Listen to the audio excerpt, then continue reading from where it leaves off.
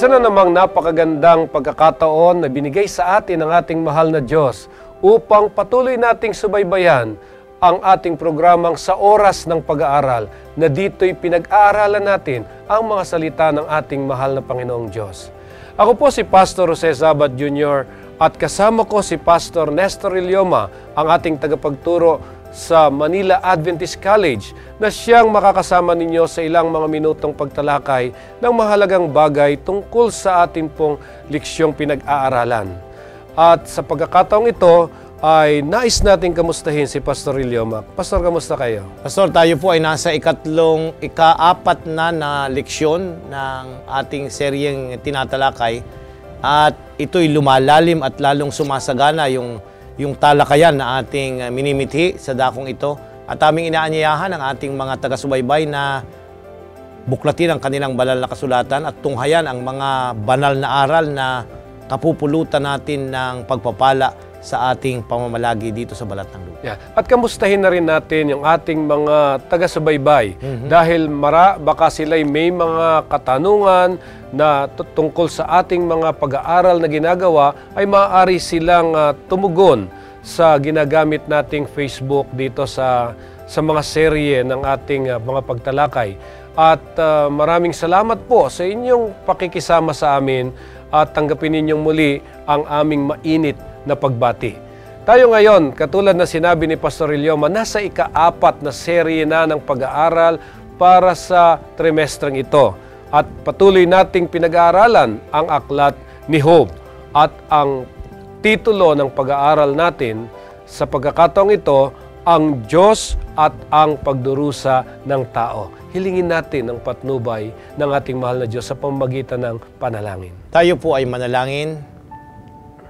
Mapagpala at makapangyarihang Diyos na nasa mga langit, sa aming pagpapahimpapawid ng pag-aaral ng inyong salita, ay nais naming hilingin muli na kami inyong patnubayan ng inyong diwang banal. Panginoon, nais naming maunawaan ang mas malalim na kahulugan kung bakit pinahihintulutan ninyo ang paghihirap at pighati sa buhay ng mga tao. Panginoon, kung kami nagtatanong, ay nawa tugunan ninyo sa magitan ng inyong salita. At sa karanasan ni Job na aming pinag-aaralan, ay lalong nawang mas malinaw na maunawaan namin na ikaw ay mayroong panukala sa bawat karanasang inyong pinapahintulutang maganap sa aming mga buhay. Gamitin ninyo ang inyong salita na isang pagpapala sa sino mang nakikinig at sumusubaybay sa programang ito, sa pangalan ng Panginoong Hesus. Amen. Katulad ng ating laging sinasagawa, bago natin tunghayan ang mga mahalagang mga issue sa ating pag-aaral, atin munang tingnan ang ginamit na susing talata sa seryeng ito. At ito'y masusumpungan sa Mateo Kapitulo 6, talatang 34. Ganito po ang sinasabi ng tala dito sa Mateo 6:34. Kaya't huwag ninyong ikabalisa ang sa araw ng bukas, sapagkat ang araw ng bukas ay mababalisa sa kanyang sarili, sukat na sa karawan ang kanyang kasamaan. Ayan, Pastor, nais kong iyong pansinin na ang talatang iyong binasa ay hinalaw sa Sermon on the Mount. Bahagi ito ng 3 kapitulo sa aklat ng Mateo 5, 6, 7 na tinatawag nating Sermon on the Mount, o yung buod ng mga aral ni Kristo tungkol sa mga karakteristik o mga likas ng mga tao na aakyat at papasok sa kanyang kaharian. At isa rito, Pastor, ay yung hindi sila masyadong nag-aalala. Ayan, hindi sila nababalisa. Ano man ang mangyari, alam nyo, ang natural sa tao ang mabalisa, Pastor. Kung pagtingin mo doon sa lalagyan ng bigas, wala nang laman, ay magkakaroon ka na. Mayroon kang mga anak na dapat pakainin, ay mababalisa ka. Pagka walang sweldong tatanggapin, Pastor, ay narin at sunod-sunod ang mga bills ng kuryente, kay puputulan na, ang tubig ay nandiyan na ang disconnection notice, nababalisa. O pagka may dumating na medical result ng examination o laboratory, ay nakita mo na mataas ang ganito, mataas ang ganyan, o kaya mababa yung ganito, hemoglobin at kung ano-ano pa. Ay pag nakita mo ito, ay parang nagdadala ito ng trouble at feeling na tayo ay nababalisa. Sa talatang iyong binasa, Pastor, ay ginamit yung salitang, huwag ninyong ikabalisa ang sa araw na bukas. Sapagkat ang araw ng bukas ay mamabalisa sa kanyang sarili. Napapansin ninyo, Pastor, na ang tinatalakay dito ng ating Panginoong Hesus ay, ang kausap niya rito sa Sermon on the Mount ay karamihay mga maralita. Bagamat merong mga nag-o-observe na mga iskriba at pariseo sa paligid nung si Kristo'y nagtuturo, karamihan dito yung mga tao na sa araw-araw ay nakakaranas ng mga paghihirap, pagdarahop, hindi kumakain ng tamang oras, may mga karamdaman, at iba-iba pang mga bagay na dulot ng kasalanan sa ating kalagitnaan. Ito yung konteksto na nais nating kunin, bakit nangyayari ito sa ating kapaligiran, at bakit hindi dapat tayo mabalisa na mga nagtitiwala sa Diyos.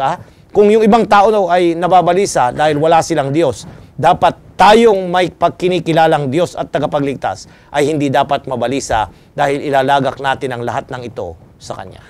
Katunayan, maraming mga tao ang totoo pong naghihirap, nagdurusa at nababalisa para sa kanilang gagamitin sa kinabukasan, sa kanilang kakanin, at kapag kaho atin itong tutuntunin kung ano ang siyang pinagmula ng lahat ng ito na paghihirap ng tao, ay hahantong tayong muli doon sa kasalanan. Doon sa pagbagsak ng tao sa kasalanan, dahilan sa kaaway ng Diyos na si Satanas.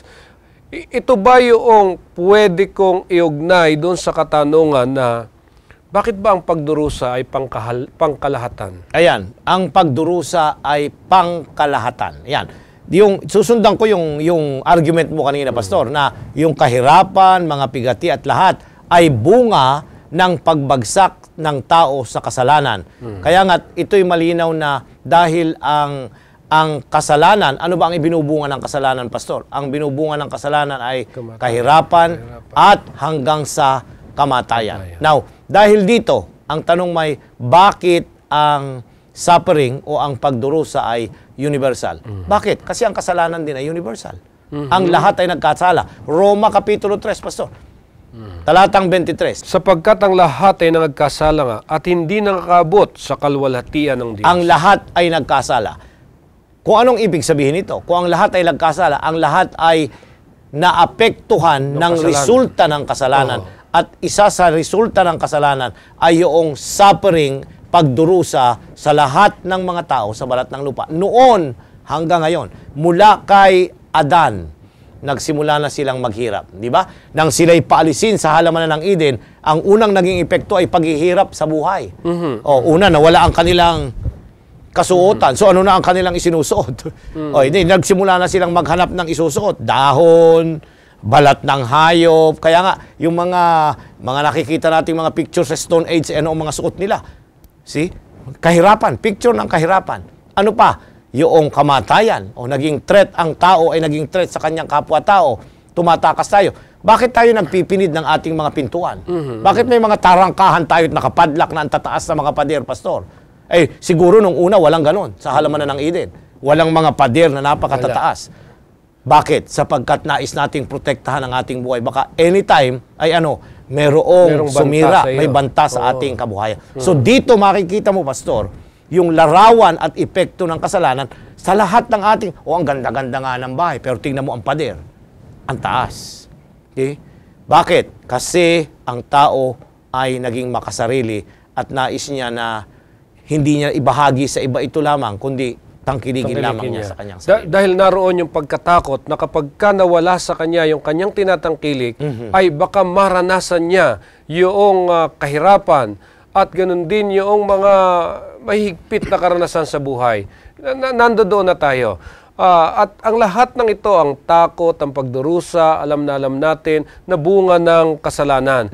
Ngayon, Pastor, dadako lang tayo ng kaunti doon sa tinatawag natin na dahil sa kasalanan, ito ang naging bunga Sabi natin hindi kanina, lamang sa tao. Hindi lamang sa tao, kundi maging sa nilalang ng Diyos. Ayan. Sa ibang pang mga nilalang. Ngayon, meron lang akong kaunting katanungan na sabi natin kanina, ginamit natin yung teksto dahil lahat ay nangagkasala at hindi nakaabot sa kaluwalhatian ng Diyos.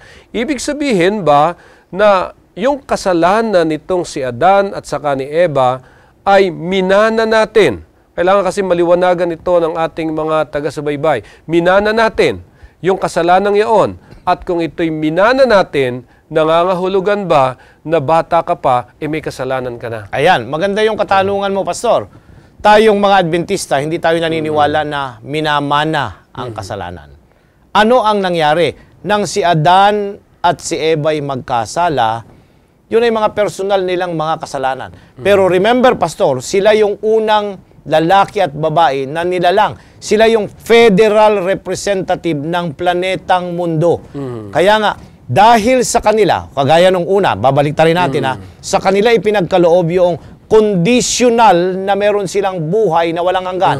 Okay, hindi po immortal ang tao sa pasimula, kundi conditional ang pagiging magkakaroon sila ng buhay na walang hanggan. Conditional kung sila'y susunod sa Diyos. Nang ito'y sawayin nila ang kalooban ng Diyos, condition, na wala ang buhay na walang hanggan na dapat ay kanilang tatangkilikin panghabang panahon. Ganon din, yung kasalanan, Pastor, ginawa nila. Sila yung sumuway sa kalooban ng Diyos. Pero sila yung representative ng buong San Sinukob. Wala pa namang ibang tao noon, Pastor. Sila lamang ang tao noon. Kaya nga, yung kanilang pagkakasala ay dinala at naging bahagi ng buhay ng tao na mga sumunod sa kanila sapagkat, remember, nang sila ay magkasala, hindi na sila dun sa perfect environment. Saan na sila, Pastor? Pinalabas na sila sa halaman na ng Eden at doon na sila magsimulang mamuhay na nagdarahop, naghihirap. Kasama na yung mga sumpa doon ng ang lupa, kailangan na silang maghukay para sila may makain, magtanim, nakanda na silang maghanap ng kanilang mga isusuot. Lahat nito ay naging epekto sa kanila. Ang tao, pagkatapos ni Adan at Eva, nagsimula ng ipanganak sa environment na nagdarahop, at dahil dito, naging makasarili siya. At so yung concept ng sin, unti-unting naging bahagi na yung inclination na ginawa ng masama, yun na ang hindi minana, kundi ito na yung naging bahagi ng kanilang paraan ng pamumuhay. Okay. So naging maliwanag sa atin itong ganitong kaisipan na siyang laganap at laging tinatanong. So kaya nga, bilang kaugnayan nito ay ipinapakita yung larawan kung paano pinahahayag nitong pinag-aaralan natin ang Diyos sa kanyang kaugnayan sa mga nilikha niya, sa kanyang mga nilikha. So, ano ho yung larawang ito? Ayan. Pastor, pasilin natin ang tala na isinulat ni Pablo sa kanyang obra maestra, ang Aklat ng Roma. Roma Kapitulo 1, ang talata ay 18 hanggang 20.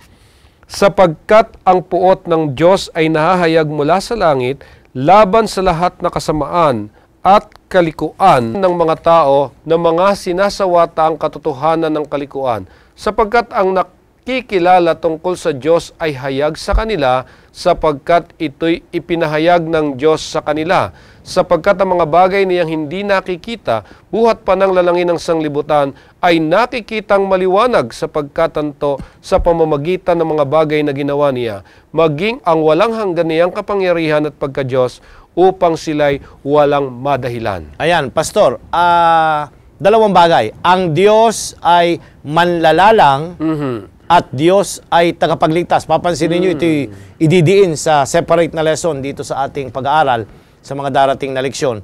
Ang Diyos ay manlalalang. Paano natin nalalaman ang pagiging manlalalang? Di titignan mo yung kanyang mga nilalang. Ayan. Ang Diyos ay Redeemer, ay hindi mo pwedeng makita yan sa kanyang mga nilalang. So dito sa talatang mga binasa mo, Pastor, ang idinidiin nila ay ang tao ay hindi niya kinilala ang Diyos na kanyang manlalalang. Bagkos, yung mga nilalang, yun ang kanyang sinamba at yun ang kanyang ginamit. So nature becomes God Himself.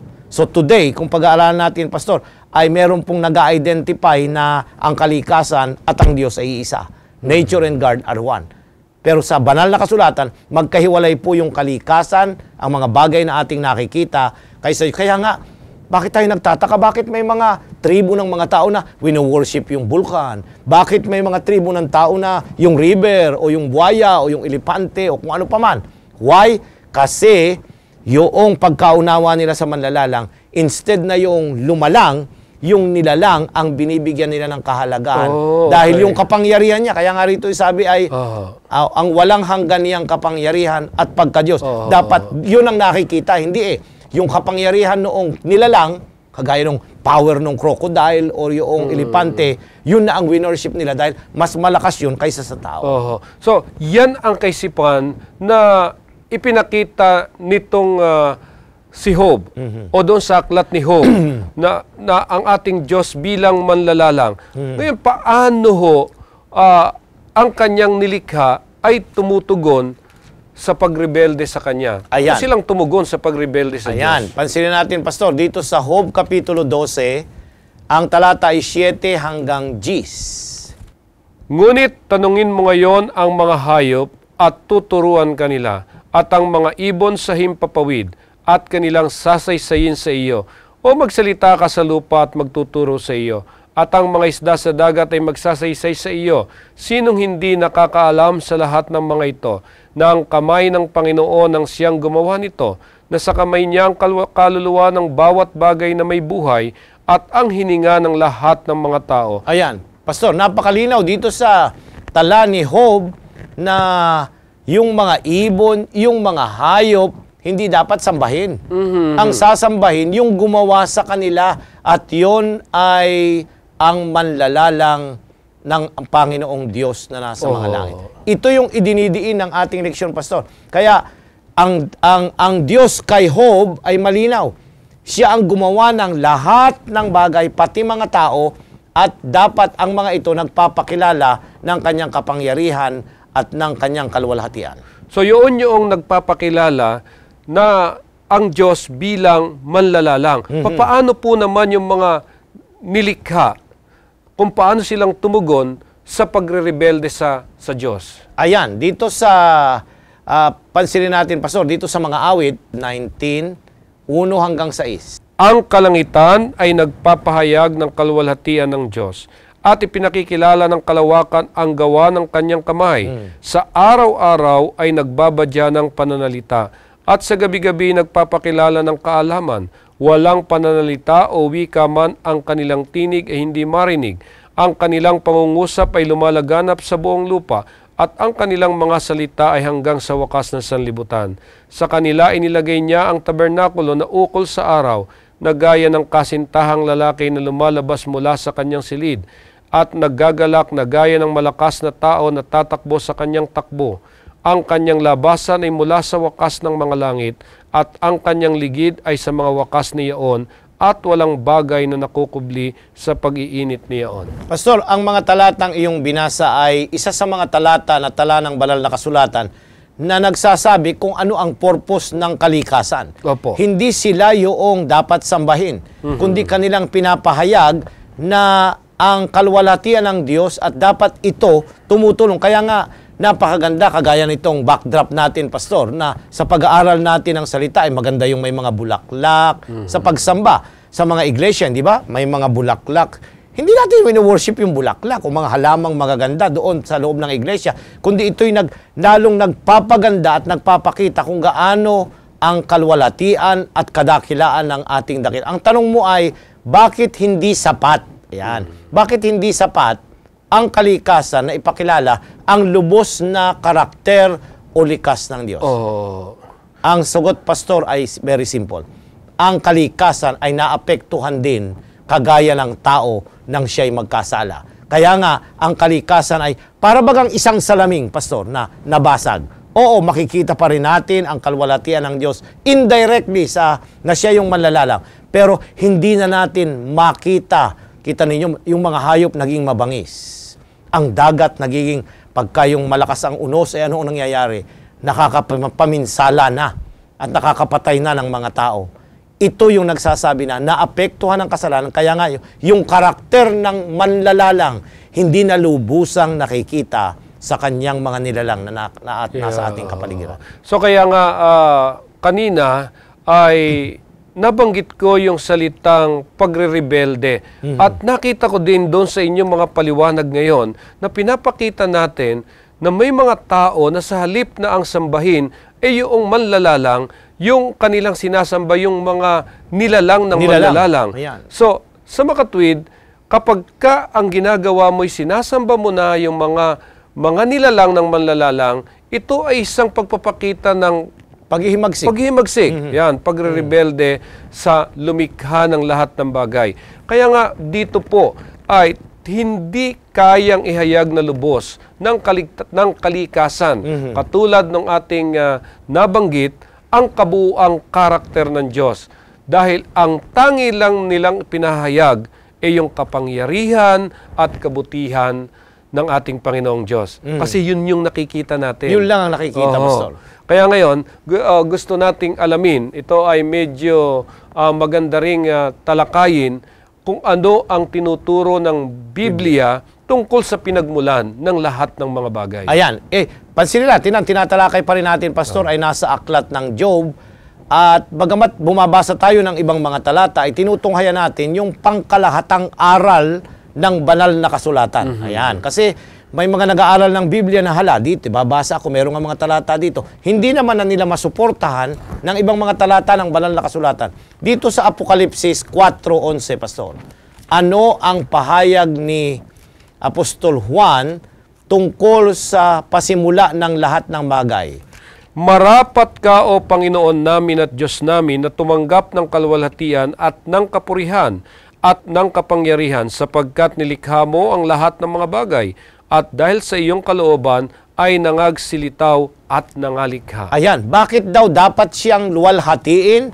Bakit dapat siyang tumanggap ng kapurihan at ng kapangyarihan? Sapagkat nilikha niya ang kakaunting bagay. Hindi, Pastor. Lahat. Ang sabi rito, ang lahat ng mga bagay at sa iyong kalooban ay nangaglitaw at nangalikha silang lahat. Pastor, narito ang basic. Yung tanong mo ay, saan nagsimula ang lahat ng bagay? Ang aral ng Biblia, ha? Ang aral ng Biblia, ang nanggaling ito sa kamay ng Panginoon. Siya ang may lalang, siya ang lumikha, siya ang nagpalitaw, at siya ang naging dahilan kung bakit nagkaroon ng mga bagay na ating nakikita at di nakikita, Pastor. Yeah. At mababasa rin natin sa ilang sulat nitong si Pablo. Maliwanag na sinasabi sa Colosas 1:16, sapagkat sa kanya nilalang ang lahat ng mga bagay sa sangkalangitan at sa sangkalupaan na mga bagay na nakikita at mga bagay na di nakikita, maging ang mga luklukan o mga pagsakop o mga pamunuan o mga kapangyarihan. Lahat ng mga bagay ay nilalang sa pamamagitan niya at ukol sa kanya. So maliwanag na ang pinagmulan ng lahat ng bagay ay walang iba kundi ang ating Panginoong Diyos. Kaya lang, paano natin may papaliwanag ang pagkakaroon ng Diyos at ang kanyang malikhaing gawa kung pag-uusapan na yung base sa karunungan ng pag-iisip ng tao? Ayan, Pastor, magandang katanungan yan. Paano natin maipapaliwanag ito? Kasi ang suliranin, Pastor, kapag ka-Diyos na ang pinag-uusapan at ang kanyang mga nilalang, ang nilalang kasi nakikita. Bagamat meron yung mga invisible na mga maliliit na object. Pero ang Diyos, Pastor, hindi kasi makita eh. Yan. At dahil hindi natin siya makita, ang tao naghahanap ng kanyang sasambahin na nakikita. Now, dito sa 1 Corinto 3, Pastor, ang talata ay 18 at 19. Sino may huwag magdaya sa kanyang sarili, kung ang sino man sa inyo'y nag-iisip na siya'y marunong sa kapanahonang ito, ay magpakamangmang siya upang siya ang maging marunong. Sapagkat ang karunungan ng sanlibutan ito ay kamangmangan sa Diyos, sapagkat nasusulat, hinuhuli niya ang marurunong sa kanilang katusuhan. Ayan, Pastor, bakit sinulat ni Pablo ito? Kasi nung kapanahunan niya, Pastor, marami ding mga nag-aral at marurunong na mga tao. Kagaya ngayon, ang dami. Di ba kung minsan, meron yung aking uncle ay laging ang tanong niya, kayo namang mga Adventista, kakaunti kayo, kala ninyo kayo lang ang nag-iisip. Bakit ano ang kala nyo sa ibang mga pananampalataya, hindi nag-iisip? Napapangiti lang ako, ang sagot ng nanay ay ang talatang ito, Pastor, na ginagamit ng Diyos ang karunungan ng mga tao at ginagawa niya itong kamangmangan lamang. Now, pansinin mo, Pastor, na hindi sa karunungan ng tao natin dapat i-base yung argument na existence ng Diyos. Ayan. Kasi marami yung mga tao ngayon na pag hindi maprubahan ng science, ay ayaw nilang paniwalaan. Ayan. Lalong-lalo na yung existence of God. Now, dito sa aklat ng Job na ating tinatalakay, Pastor, hindi lamang sa Diyos na naroon na bahagi ng malaking tunggalian, kundi ipinakilala siya ni Job na Diyos na manlalalang. Kaya yung basic argument niya ay siya yung lumalang, kaya nga sa kanyang mga nilalang, mapapatunayan natin yung footprints na merong Diyos na manlalalang at nakikita ang kanyang mga yapak dito sa kanyang mga nilalang. So kaya napakagandang matutuhan itong mga ganitong mga bagay sapagkat ito yung magpapatibay ng ating pananampalataya sa Panginoon na mayroon talagang Diyos na siyang lumalang ng lahat ng mga bagay. Kaya nga, hindi tayo naniniwala doon sa mga pag-aaral na itinuturo na walang pinagmulan itong mga bagay na ito sa sanlibutan. Kaya nga yung mali, sabi natin ay mali, kahit na ito'y sinabi pa ng isang dakilang siyentipiko. Tama yun, Pastor. Hindi dahil yung sinabi ng tao ay pwedeng mabago. Pero ang salita ng Diyos hindi po nababago. Yun ang pwede nating pagkatiwalaan. So medyo malalim-lalim nga lang ng konti itong mga kailangan nating paghahambing dahil sa dalawang aklat ni Moses dito sa Genesis at Job, ano ho yung pangkalahatang katotohanan na pinahahayag dito? Ayan. Sa aklat ng... Now, napansin mo, Pastor, na sa pasimula ng ating pag-aaral ng seryeng ito ay binanggit natin na ang aklat ng Job ay isinulat ni Moses nang naroon siya sa ikalawang yugto ng kanyang buhay, yung 40 years sa Midian. Ayan. Hindi yung 40 years na naroon na siya tumawid na sa dagat na mapula at papunta na sila sa Kanaan. So, ang ibig sabihin, sa aklat ng Job, Pastor, wala pa yung Exodus o yung pagtawid sa dagat na mapula. Pero, yung paghihirap ng Israel na naroon sa aklat ng Exodus, hindi pa nasusulat ni Moses yun.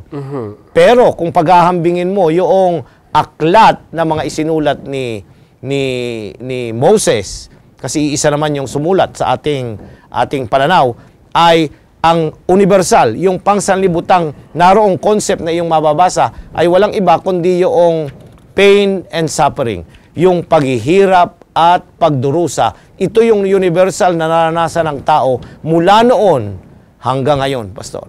Ito yung karanasan na walang solusyon ng tao dito. Kung noon may trahedya, ngayon may trahedya. Kung may kalamidad doon, may kalamidad ngayon.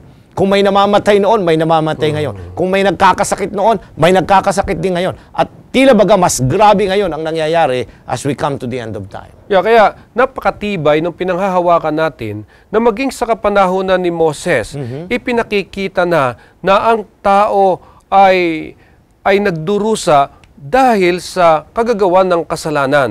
At maging sa ating kapanahunan ngayon, mas lalong tumitindi pa. At alam niyo kasi kung bakit ko nababanggit ito, dahil bumabangon yung kaisipan na kaya na kung mayroong Diyos, hindi sana nangyayari ang ganitong mga masasamang mga karanasan sa buhay ng tao. Ayan.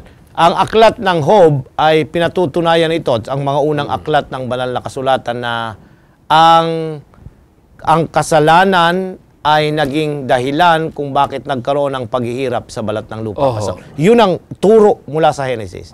At sa mga sumunod ng mga aklat, hanggang sa huling aklat ng Genesis, ng Apokalipsis, mapapansin natin yung ebidensya nito, yung sakit. Natural yan, meron sa bawat tala, mga aklat. Ano pa? Yung paghihiwalay, yung mga pasakit, yung sama ng loob, yung persecution, yung conquering ng mga nasyon, yung pagdidigma, lahat ng ito naritong makikinatan na nakatala sa banal na kasulatan sapagkat nais ipakita ng Diyos na nasa yung mula nang ang tao'y mahulog sa kasalanan hanggang sa muling pagpapanumbalik na ating inaasahan. Narito, Pastor, naroon ang Diyos. Hindi mo pwedeng tanggalin ang Diyos na naroon. Naroon siya sa pasimula, naroon siya hanggang sa wakas, kasama natin siya sa bawat panahon na ating naranasan. Pero isang bagay, hindi pa lubos ang katapusan ng suliraning ito. Kaya nga, yan ang tinatawag natin na mga katotohanan tungkol sa sapantahan ng Biblia, na mayroon talagang katotohanan ang kasamaan. So kaya sabi nyo kanina, ang bunga ng kasamaan, ang mga pagkakasakit, at tumitindi ng tumitindi kahit sa ating kapanahunan. Dahil kung iisipin mo, noong araw, noong mga bata pa siguro tayo noon, lagnatin ka, 3 araw, yan tungkol sa lagnat, 3 araw kang lagnatin, baliwala yan. Di ba? Isan, baliwala lang yan. Pero hindi ngayon, pa yan dinadala sa ospital. Sabi nga nila, katapat niyan ay Skyplex lang at saka Royal True Orange. Pero ngayon, pag nilagnat ka ng ikalawang araw, hindi ka pa gumagaling, iba na. So, sumasama ang sanlibutan at tumitindi ng tumitindi ang pagdurusa ng tao. Kaya itong sapantahan ng Biblia ay totoo na mayroong katotohanan itong kasamaan. Kaya nga lamang, Pastor, tatanungin natin, bakit ang kasamaan ay hindi dahilan upang hindi ka maniwala sa Diyos? Ayan, mapakaganda yan. Magandang focus yan, Pastor, ng ating pag-aaral. Bakit ang kasamaan, evil, ay hindi excuse na tayo mawalan ng pananampalataya sa Diyos? Unang-una, yun ang nais ng kaaway na mangyari. Yan. So, una, may realidad na devil na siyang may akda ng evil. Napansinin mo, Pastor. Dahil pag binaliwala mo yung evil, Pastor, parang binaliwala mo na rin na merong may akda nito. At yun ay ang diablo. Kabahagi ng paghihimagsik ng kaaway ay ang paghahasik ng masama at kasamaan sa balat ng lupa. Unang-una, na nais kong bakit? Ang tanong ay, bakit hindi sapat na dahilan na ang kasamaan ay magdala sa atin ng kawalang paniniwala sa Diyos? Baliktad dapat ang mangyari, Pastor. Ang kasamaan should drive us na mayroong Diyos na pwedeng kumontrol. Kasi, Pastor, kapag ka nagtiwala tayo dyan na walang Diyos, sinong kukontrol nito? Tao? Sinong kukontrol sa lahat ng mga nangyayaring evil nito? Tao? Hindi pwede kasi ang tao bahagi ng suliranin ng kasamaan. Ayan. Kaya nga sa lipunang ating ginagawa na sa gobyerno, sa mga pamahalaan, ang question ay hindi yung pangulo, hindi yung mga elected na mga officer. Hindi Ang nariyan ay yung suliranin ng evil na nasa kanilang mga puso. Ang makapag-aalis lamang nito ay ang isang realidad na makapangyarihang Diyos na pwedeng baguhin ang tao kung tayo'y magpapasakop at magsisisi sa ating mga kasalanan. Amen. Kaya nga, ang kasamaan ay hindi isang dahilan para hindi tayo maniwala sa Diyos. Ang totoo, sa isang madaling pagbasa ng Aklat ng Job, nagpapakita ito na kahit sa kalagitnaan ng lubos na kawalan ng pag-asa, itong si Job, hindi man lang nakakitaan ng pagdududa tungkol sa pagkakaroon ng Diyos. Sa harip ng tanong niya, ito ay tama, at kung bakit ito nangyayari ay upang lalo nating makilala ang ating Diyos na siya ay may pangako na hindi kanya pababayaan. Kaya kahit sa gitna ng ating mga pagdurusa, lagi magtiwala tayo sa Kanya at tutulungan niya tayo upang tayo ay maging matagumpay. Kaya lang isang bagay na ang mga bagay pang dapat natin matutunan mula sa pag-aaral na ito, kung papaano natin matututuhan yung magtiwala sa kabutihan ng Diyos. Kasi yun yung ating laging binabanggit. Yung magtiwala tayo sa kabutihan ng Diyos. O paano natin matututunan ang pagtitiwala sa Kanya sa kabila ng nariyan ng kasamaan? Ayan, Pastor, kagaya ni Job, napansin niyo kanina, nang sabi niya ay tatanggapin lang ba natin ang mabuti, hindi ang masama. Ayan.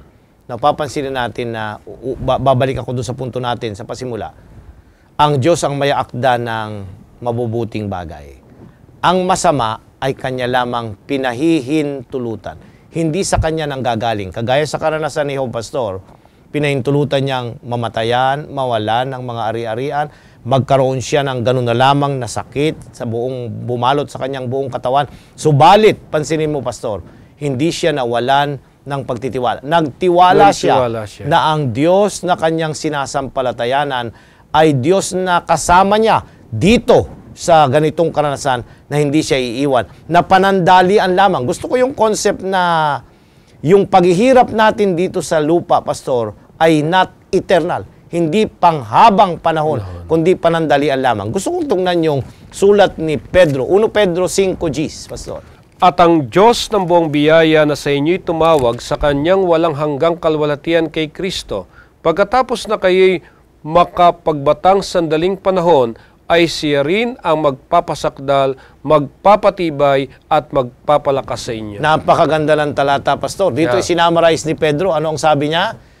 Panandali ang panahon. Hindi panghabang panahon ang ating paghihirap. Siya rin ang magpapasakdal, magpapatibay, at magpapalakas sa atin pagkatapos ng mga karanasan ito. Ang Diyos pa rin ang source ng lahat ng ito. Hindi tayo yung magpapalakas ng ating sarili, kundi siya rin yung papatnubay at gabagabay sa panahon na tayo'y dumaraan dito sa libis ng paghihirap na ito. Gusto kong gamiting ilustrasyon dito sa pag-aaral natin ang sinabi ng isang mga awit sa kanyang sinulat na awit nang sabi niya, sa takip silim ng aking paglalakbay, sa pagtawid mo doon sa madilim na ilog, naroon siya sa kabilang pangpang ng tinutukoy ay Diyos, naghihintay upang upang sa iyong pagtawid, makatagpo mo siya para sa iyong tagumpay. Naging popular yung awit na yon, inaawit sa ating mga churches, subalit ito ay may maling doktrinang pinakikita. Mali yun, Pastor. Hindi tama na ang Diyos natin maghihintay sa kabila para sa iyong pagtatagumpay. Kundi dito Kasama pinapakita natin, kasama natin ang Diyos. Kasama nating tatawid na kasama doon. Sa ilog ng buhay. Upang siya at tayo ay kapwa magtagumpay. Ang kalakasan natin ay nasa Kanya. Hindi tayo pwedeng pabayaan niyang nag-iisa sa pagtawid ng ganitong mga karanasan. Kaya nga, dito sa ating pag-aaral, ay halos inuulit-ulit natin yung pagtitiwala sa kabutihan ng Diyos, na ito ay matutuhan natin. Kasi alam ho natin talagang madali lang sabihin ito. Pero ang totoo, kapag nariyan na tayo sa mga paghihirap na yan, sa gitna ng mga kasamaang na dumarating sa buhay ng tao, minsan nawawala yung pagtitiwala natin sa kabutihan ng Diyos. Lalo na pag pinag-uusapan minsan yung laman ng iyong sikmura. So kaya nga, napakahalagang lagi nating tanawin ang mga leksyon mula dito sa aklat ng Job. Sapagkat dito ay may mga issue na pawang itinuturo na may kaugnayan sa Diyos at sa pagdurusa. At tingnan natin, Pastor, marahil itong bagay na ito, yung issue kung paanong binuno ni Job, at ito'y may kaugnayan sa Diyos, sa kanyang relasyon sa Diyos. At saka yung kanyang paghihirap. Yung kanyang paghihirap. Ito ba'y nakapangpahina? Nakawala ba ng concept ng pagkaunawa niya sa Diyos? Kapitulo 6, Pastor, ng Job. Ang talata ay 4 hanggang 8. Sapagkat ang mga palaso ng makapangyarihan sa lahat ay nasasaksak sa akin. Ang laso niyaon ay hinitit ng aking diwa. Ang mga pangkilabot ng Diyos ay nangahahanay laban sa akin. Umuungal ba ang mailap na asno pag may damo? O umuungal ba ang baka sa kanyang pagkain? Makakain ba ng walang asin ang matabang? O mayroon bang lasa ang puti ng isang itlog? Tinanggihang hipuin ng aking kaluluwa. Mga karumal-dumal na pagkain sa akin. O mangyari nawa ang aking kahilingan at ipagkaloob nawa sa akin ng Diyos ang bagay na aking minimiti. Narito, Pastor, maganda yung kanyang mga katanungan Kailan ba umuungal ang isang hayop? Kapag siya ay maganda ang kanyang naranasan o yung naipit siya o nabalian. Dato ay pinakikita na tsaka tayo sumisigaw ng saklolo, Pastor, sa Panginoon pagka tayo may kailangan sa Kanya. Ito yung likas ng tao. At mapapansin mo na kay Job, tumatawag siya sa Panginoon sapagkat hindi dahil siya naghihirap, kundi ito yung natural na pakikipagrelasyon niya sa Diyos. Alam niyo, marami sa atin kung minsan tsaka lamang tumatawag sa Panginoon pagka tayo'y nasa gipit at mahirap na sitwasyon. Nais ng Diyos na tumawag tayo sa Kanya sa lahat ng panahon ng ating buhay, na hindi tayo manghihina ano pa man ang mangyari, kundi tayo'y didikit tayo sa Kanya dahil siya ang Diyos na hindi nagkukulang. Yun yung maipapakita yung relasyon natin sa Kanya at saka yung Kanyang at saka yung ating paghihirap. So, sa ganong paraan, ito ay lubos na nakakatulong sa atin na maunawaan natin yung mga terribling katanungan sa lahat ng ating pagpupunyagi. Di ba, Pastor? Na ang aklat ng Job ay totoong makakatulong sa atin. Sa Kapitulo 10, Pastor, talatang 8 hanggang 12. Ang iyong mga kamay ang siyang lumalang at nagbigay anyo sa akin sa buong palibot. Gayon may pinahirapan mo ako. Iyong alalahanin, isinasamo ko sa iyo na ako iyong binigyang anyo na gaya ng putik. At iuwi mo ba ako uli sa pagkalabok? Hindi mo ba ako ibinuhos na parang gatas at binuo mo akong parang keso? Ako'y binihisan mo ng balat at laman at sinugpong mo ako ng mga buto at mga litid. Ako'y pinagkalooban mo ng buhay at kagandahang loob at pinamalagi ang aking diwa ng iyong pagdalaw. Narito si Job ay kanyang nakilala sa panahon na siya'y naghihirap, Pastor. Maganda ito eh. Binaybay niya na ang kanyang buong pagkatao at buong pagkanilalang ay nanggaling lahat sa Diyos. Wala siyang masasabi na kamay, daliri, anumang bahagi ng kanyang katawan, ito'y nagmula at disenyo ng Diyos. Kung siya ang gumawa sa atin, meron siyang karapatan na ito'y ingatan at ipagtanggol sa lahat ng mga kahirapang darating. Yun ang concept na pumasok kay Job, Pastor.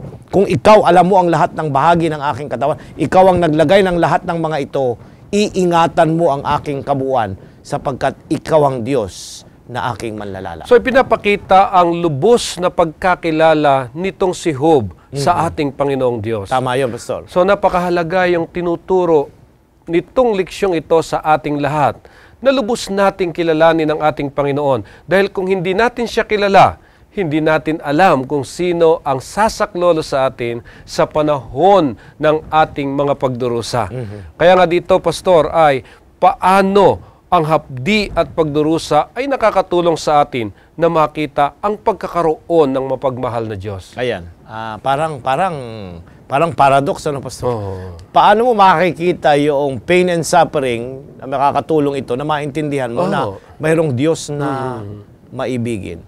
Para sa atin at tayong mga manggagawa, alam natin ito, Pastor, na alam nyo, mayroon akong talatang gustong basahin ngayong hapon. Hindi bahagi ito ng ating nasa ating outline. Talatang 23, Pastor, ng Kapitulo 10. Ngunit nalalaman niya ang daang aking nilalakaran, pagka kanyang nasubok ako, ay lalabas akong parang ginto. Ay, ang ganda, Pastor. Ano ang likas ng Diyos? Lumalabas yung kanyang pagiging maibigin kasi ang purpose niya at layunin, kung bakit niya pinahihintulutang mangyari, dumaan tayo doon sa panlilinang, ay nais niyang lumabas ka. Hindi para ikaw ay maging kawawa at kaaba-aba, kundi nais niyang palabasin yung purong ginto ng pananampalataya at karakter sa ating mga buhay. Ito ang nais ng Diyos na ma-develop, Pastor, when we are passing to a crucible. Yung kahirapan ng buhay na kuminsan ay ayaw nating mangyari, pero ito'y kinakailangan para maging katulad tayo ng ating Panginoong Jesus.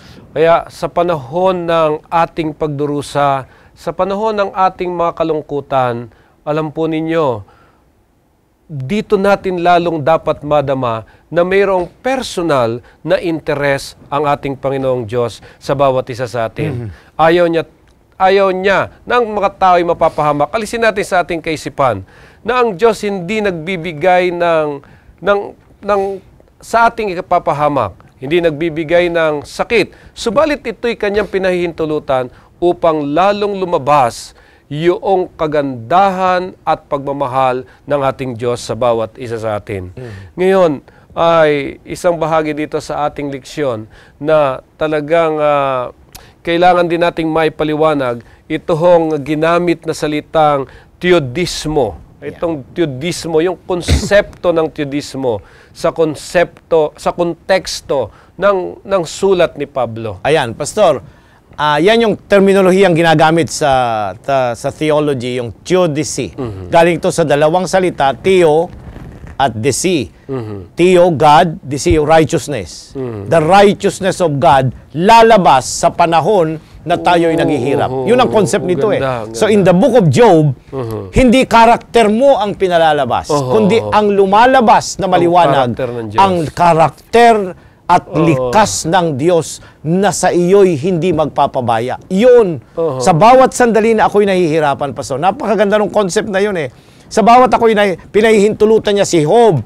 Kaya nga dito, Pastor, ay hindi yung karakter ni Job ang nais sirain ni Satanas. Ang gusto niyang sirain, ang karakter ng Diyos na ikaw ay malupit, ikaw ay mahigpit, na kaya mo lang siya pinoprotektahan dahil sinasamba ka niya. Yun yung accusation Hindi. Palalabasin. And the ongoing struggle of the great controversy sa nagpapatuloy na malaking tunggalian, Pastor. Nais kong iyong pansinin, may mga tumitinging mga sanlibutan at nais nilang makita na mali ang akusasyon ng Diablo tungkol sa karakter ng Diyos. Dapat ang kanyang kalwalhatian at karakter niya ang mapahayag. Now, basahin natin ang Roma 3, 1 hanggang 4, Pastor. Kasi Pauline yung concept na nais mong ating talakayin. Ano nga ang kahigitan ng Hudyo o ano ang mapapakinabang sa pagtutuli? Marami sa namang paraan ang una sa lahat ay pinagkatiwala sa kanila ang mga aral ng Diyos. Ano nga kung ang ilan na hindi nangagsisampalataya, ang di pananampalataya nila'y nagpapawalang halaga baga sa pagtatapat ng Diyos, wag nawang mangyari o bagkus pa nga ang Diyos ay tapat.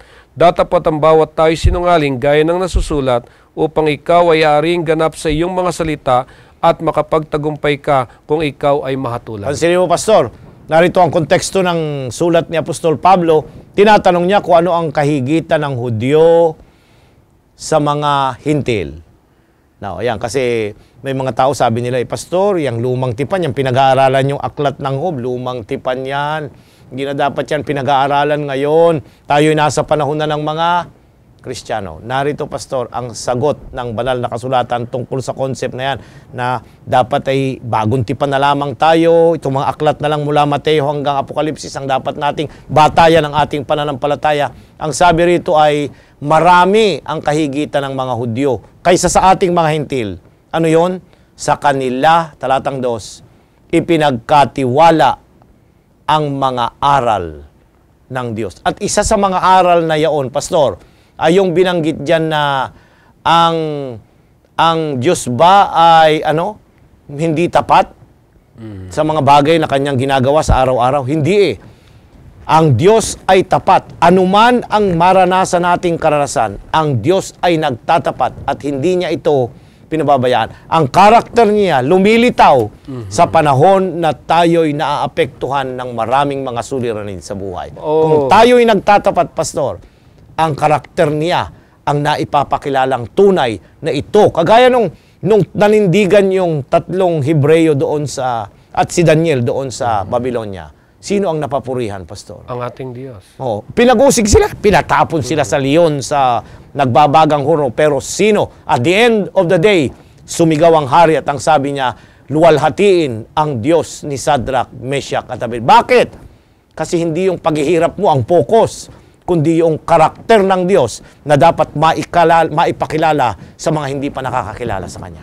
So, nagpapasalamat tayo sa leksyong ito na pag binabasa natin ang aklat ng Job, nababasa natin yung kanyang kasaysayan. Subalit, ito pala yung pinakamalaking issue na dapat natin masumpungan, na sa kabila ng mga nararanasan nating paghihirap, sa mga naranasan ni Job, doon lumabas ang kagandahan ng pag-uugali ng Panginoon. Amen. Yung karakter ng Diyos, na kung saan mga ginigilo naming mga kaibigan, na mga kasamang nag-aaral nito, ito yung isang napakalaking issue. Gustong gibain ni Satanas. Pero pagka tayo ay naging tapat sa Panginoon sa kabila ng mga kahirapan sa buhay natin, alam mo ninyo, yung mga taong nakapalibot sa atin, pupurihin ng Diyos dahil nasumpungan nila ang Diyos sa ating mga buhay. Amen. Amen. So kaya, napakahalaga napurihin ng Diyos sa gitna ng mga pagsubok at ng mga hapdi na nararanasan ng tao. Diba, Pastor? Bakit napakahalaga itong bagay na ito? Yung papuri. ang pagpupuri sa Diyos, kagaya ng kung babalik tayo, balikan natin yung Job. At gusto kong magandang mag-end tayo dun sa talatang yon na ating binasa sa pasimula. Job Kapitulo 1. Nang magkagayoy bumangon si Job at hinapak ang kanyang balabal at inahita ng kanyang ulo at nagpatira pa sa lupa't sumamba.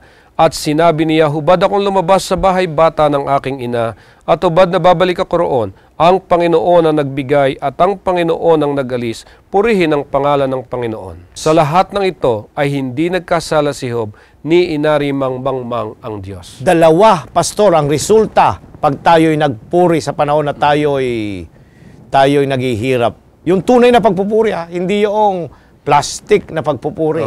Dalawa. Una, mapapapurihan at masasamba ang tunay na Diyos. Ikalawa, ikalawang mabibindisyonan, magiging daan ito para hindi tayo magkasala, bagkos manatili tayong nagtatapat hanggang sa wakas. So, dual yung purpose pag tayo'y lumuwalhati, nag-pray sa pangalan ng Panginoon in times of trials and difficulties. Maluluwalhati siya at ikalawa, tayo na may mapapabanal. Don't you know that that's the concept of worship, Pastor? Yun ang definition ng worship. Worship is the glorification of God and the sanctification of men. Maluluwalhati siya, mapapabanal naman tayo at magiging katulad ng ating Panginoong Hesus. Napakaganda ng ating mga napag-aralan sa loob ng talakayan sa ilang mga minuto dito sa ating programa. Alam niyo mga kaibigan, ang pag-uugali ng Diyos ay nakabatay sa sentro ng dakilang tunggalian at sa likod ng mga katanungan sa pagdurusa ng tao. Darating ang panahon sa kasaysayan ng lupa ang lahat ng ito sa ating mga buhay na walang hihigit kundi ang papuri ay dapat ibinibigay sa Diyos dahil sa di masayod niyang pag-ibig sa bawat isa sa atin. Kahit hindi pa ang lahat ng katanungan ay natugon sa lugar ng walang hanggan. Tayo ay magpuri sa Panginoon at doon natin higit na makikilala siya ng lubos at makikilala ng mga tao ang karakter ng Diyos sa ating pamumuhay. Tayo po'y manalangin. Dakila po naming Diyos, lubos ang aming kagalakan na pasalamatan kayo sa napakagandang aral na itinuro niyo sa amin sa talakaying ito. Tunay na kayo ay napakabuti, na sa kabila pala ng aming nararanasang mga paghihirap at pagdurusa, maaari kayong makita ng mga tao sa aming buhay na kayo ang Diyos ng pag-ibig, kayo ang Diyos na tapat at totoo, na ang inyong katwiran ay mahahayag sa aming mga buhay. Nawa sana, Panginoon, bigyan nyo kami ng kalakasan, bigyan nyo kami ng kapangyarihan upang sa bawat pagharap namin sa mga pagsubok na ito, kasama namin kayo na siyang magtatagumpay. Pagpalain ng lahat ng aming mga taga-subaybay, anuman ang kanilang kinaharap sa mga pagkakataong ito, lagi niyo ipaalala sa kanila na mayroong Diyos na lumikha at mayroong Diyos na pag-ibig. At kung magkagayon, Panginoon, sa pamagitan ng aming pagtitiwala sa inyo, ito ang maghahanda sa amin sa nalalapit na pagparito ng Panginoong Hesus na siyang tatapos sa lahat ng pagdurusa sa lupang ito. Ito po ang aming dalangin sa pangalan ni Hesus. Amen. Muli po ay natapos na naman ang ating talakayan, kaya nga't kami nagpapasalamat sa inyong pakikisama na sana'y patuloy nating subaybayan ang gumagandang kasaysayan sa aklat ni Job. Kaya ako po si Pastor Jose Sabat Jr. at si Pastor Ilioma muli pong nagsasabi ng isang magandang araw sa inyong lahat at sumagana nawa ang inyong pamumuhay. Marami pong salamat.